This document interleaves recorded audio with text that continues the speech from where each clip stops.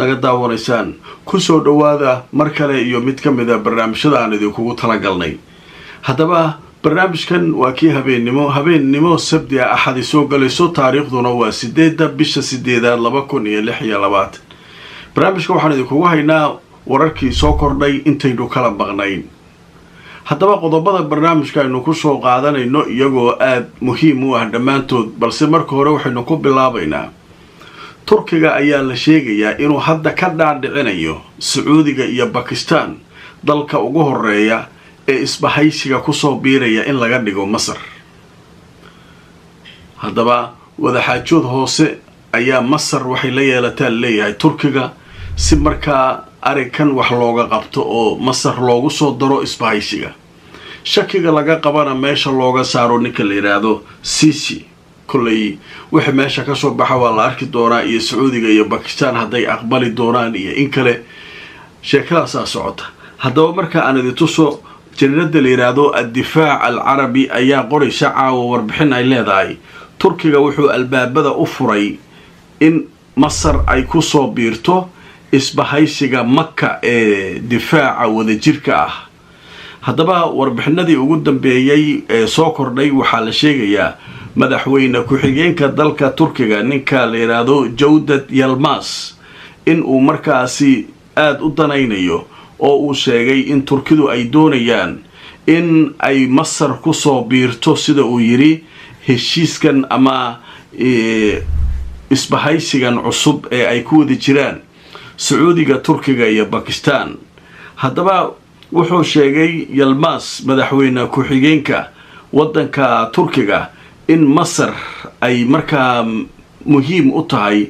dawlad dhanka ahmiyadda istaraatiijiyad weyn leh oo markaa iyadu dhanka militariga iyo juqraafiga intaba muhiim u ah isbahaysiga. mas-uul Turki ah ayaa isaguna sheegay in heshiiskan hadda laga shaqaynayo oo ay doonayaan dawlado fara badan oo islaama inay soo galaan oo ay ku soo biiraan iyadoo codsiyada ay tahay inay wada ogolaadaan aasaasayaasha heshiiska Turkiga, Pakistan iyo Saudi Arabia. marka waxaa leeyahay nimankii masaarida ahaa dhanka Turkida ayay soo mareen. Turkida ayay waxay yiraahdeen iyo isbahaysigan sababtuna looga tagay maxaatimaana la ku daro. marka hadda Turkiga marka wuxuu gadayaa siyaasad ah inuu Sacuudiga iyo ku qanciyo Pakistan dawladda ugu horeysa ee isbahaysiga soo gali doonta inay noqonayso Masar. inkastoo Masar shaki laga qabay Sisi ninka la leeyahay, haddana Turkida inay markaa isagu ay soo gelin doonaan oo ay dhihi doonaan de ninka moodeyseen ma ahane. marka xaalku halkaas u barayaa leeyahay. marka madaxweyne ku-xigeenka ayaa ka hadlay Turkiga Yılmaz ninka la yiraahdo Cevdet Yılmaz ee la yiraahdaa ninkaasaa sheegay inay Masar muhiim u tahay military ahaan iyo juqraafi ahaan labadaba inay markaa isbahaysigan ay soo gasho. haddaba waa la arki doonaa Sacuudiga iyo Pakistan haddii ay ka aqbalaan oo Masar ay sidaa ugu biirto. dhanka kalena waxaa socdaa la leeyahay dawlado badan oo islaama oo danaynaya inay isbahaysiga ka mid noqdaan, inkastoo mid walba ay ka dhug sugayso Maraykan muxuu ka dhihi doonaa isbahaysigan. dawladaha Asia oo kale ku yaala ayaa sida Indonesia iyo Malaysia iyo ayaa iyaguna arikan u dhegtaagaya. Bangladesh oo kale dawlado badan ayaa ayaa doonaya leeyahay inay ku biiraan kuwa khaliijka qaar ka tirsan. marka waa arki doonaa kulay wixii arrimaha ka soo kordhaa. qodobka kale muhiimka waxaa leeyahay Masar culaysaa soo koray. inkastoo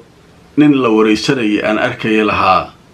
Israa'iil sababta ay waxa kan u sameynayso in Masar loo ogolaado isbahaysiga inay gasho. meeshan ciyaarada socota waa yaabanahay moogtay waxyaabo badanaa la qorayaa. waxaa leeyahay marka masaarida ninka Sisi la leeyahay ayaa shaki laga qabaa leeyahay. marka hadda markii isbahaysyadani waxaan soo baxeen waxaa soo bilowday sheeko ah ayay Israa'iil ka sameynaysaa saldhig weyn oo military. saldhig weyn military halkaa ka sameynaysaa satellite-yaha sawiray oo Yurub leedahay ayaa soo bandhigay. in muddaaba waxaan waa laga shaqeynay laakiin hadda meeshaasay joogtaan le marka maxaa leeyahay masar israa'iil ay khatar ku jirtaa marka masar si loo difaaco waa in isbahaysiga ay gasho caqligaasna dadaa waxay leeyihiin way isla ogyihiin Sisi iyo Israa'iil way iska warqabaan dadaa aaminsan marka wax badanaa marka isku dhex wareeganaya sababta masar looga saaray iyo sheekadan hadda soo baxaysa waxyaabo badanaa marka socda inkastoo turkidu ay leeyihiin waxa kan si qaldana loo arkay ninkan aan ku soo darno isbahaysi muhiim u yahay marka isbahaysiga shuruudo iyo nidaam iyo waxbuu leeyahay wax kalena waa loo samaynayaa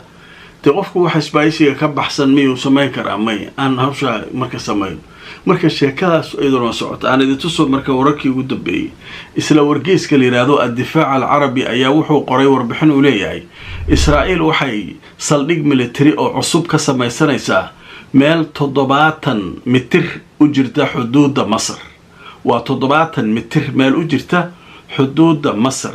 haddaba dayax gamceed ayaa sawirro ka soo qaaday muujinaya in meeshaasi ay tahay meel ku dhow magaalada la yiraahdo Rafah ee koonfurta marinka Gaza iyo xuduudka Masar meel u dhaxaysa marka masaafada xuduudda Masar waa 70 mitir ayay u jirtaa leeyahay xuduudda Masar marka waa 70 mitir 70 mitir ay xuduudda saldhiga ka samaysanaysaa markii horena heshiisku wuxuu ahaa inaan areada la isaga soo dhawaanin marka meesha iyaduna waxbaa ka jira la leeyahay kullay wixii cusub way soo kordhi doonaan arintan marka ma fursad ayay siin doontaa Masar inay degdeg ugu biirto isbahaysigan oo markii hore banaanka laga dhigay marka sheekadu marka sheeko wareersan waa bal adikuna fakar iyo aragti waxaad haysaan noo soo qoran qodobka kale ee barnaamijka aynu ku soo qaadanaynaa wuxuu yahay taliyaha taliska dhexe ee ciidamada Mareykanka ayaa socdaal aan hore loo sii sheegin wuxuu ku tagay Israa'iil wuxuu caawa kulamo la qaadanayaa madaxda militariga abaanduulaha ciidanka iyo ragga kale saraakiisha ayuu la qaadanayaa xog fara badan marka laga mahayo inkastoo waxyaabaha ujeedada socdaalkiisa ay dadku wax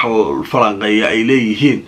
arinta Gaza oo kale muhiim waaye oo Mareykanka uu rabo in maarta ciidamadii nabad ilaalinta iyo howlahoodii wuxuudii Israa'iil maadaama ay maalmahan duqaymo ku waday inay xogaa joojiso arinta laga hadlo arrimahan kale ee socda Iran iyo waxa kan iyo la iska wareysto arinta Lebanon oo iyaduna kulankii toddobaad ee la yeeshay wax natiijo uu ka soo bixi waayay dawladda in marka Israa'iil iyaduna ay joojiso maalmahan duqaymo ay halka ka sameeynayay marka dhowrka arrimood oo mandiqada ah ayay ka wada hadlayaan leeyahay haddaba marka aan idin tuso wararkii ugu dambeeyay Al Jazeera waxay leedahay taliyaha taliska dhexe ee ciidamada Mareykanka ayaa tagaya Israa'iil halkaas uu tagay haddaba marka waxa la sheegay inuu halka gaarayba taliyaha isagoo kulamo la qaadanaya abaanduulaha ciidanka iyo mas'uuliyiin ka tirsan ciidamada Israa'iil ayuu halka kula kulmi doonaa marka dhowrka arrimood ayaa iyaguna soo kordhay oo ku saabsan dhanka ciidamada soo dhawaada barnaamijkeena habeenimo qaybihii ugu dambeeyay barnaamijka aynu marinaa haddaba qaybtan waxaynu ku soo qaadanaynaa dalabyo rasaas iyo hub iyo waxyaabahan oo Yurub iyo Aasiya ay ka soo dalbadeen Mareykanka oo in loo geeyo ay ahayd ayaa la joojiyay Mareykanka wax uu ka baxaya ma laha liin asagaba hub la'aan rasaas iyo waxaan dagaal dhici kara Iran lala galo waxba ma hayno marka maxay tahay Yurub iyo Aasiya waxa la geynaa maxay hal la joojiyaa liin haddaba markaan idin tuso wararkii ugu dambeeyay sheekada laga qoray caawa wargeyska la yiraahdo New York Times ayaa qoraya warbixin uu leeyahay rasaas loogu talagalay Aasiya iyo Yurub ayaa la joojiyay dagaalka Iran dartiis New York Times oo soo xiganaysa saraakiil Mareykan ayaa waxay sheegtay rasaas loogu talagalay wadamada Aasiya iyo Yurub ayaa la joojiyay iyadoo ay jirto hoos u dhac weyn oo ku yimid kaydka hubka Mareykanka sababo la xiriira dagaalo dhici kara oo lala galo Iran haddaba waxaa la sheegayaa cawaaqib xumo badan ayaa saameysay dayactirka qalabka iyo niyadda ciidamada Mareykanka iyo Pentagonka oo la sheegay inuu si degdeg ah ugu wareejiyey maraakiibta diyaaradaha cutubyada difaaca cirka